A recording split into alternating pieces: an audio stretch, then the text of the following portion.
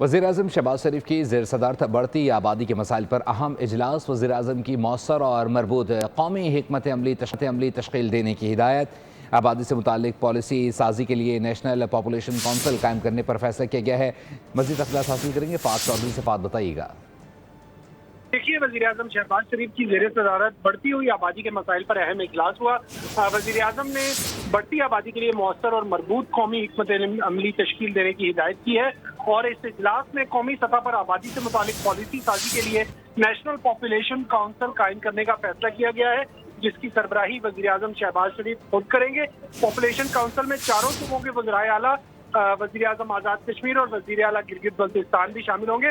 اجلاس سے خطاب میں وزیراعظم نے کہا کہ وسائل اور آبادی میں توازن ہی پائیدار ترقی کی ضمانت ہے۔ تیزی سے بڑھتی آبادی سے قومی وسائل پر دباؤ بڑھ رہا ہے اور ترقی کے لیے یہ ایک بڑا چیلنج ہے۔ حکومت کی بھرپور کوشش ہے کہ آگاہی مہم، صحت اور تعلیم کی سہولیات میں بہتری اور متوازن ترقی کے ذریعے سے آبادی کی بڑھتی ہوئی رفتار پر قابو پایا جا سکے۔ وزیراعظم نے ہدایت کی کہ آبادی کے بہتر نظم و نسق کے لیے whole of the government approach اپنائی جائے۔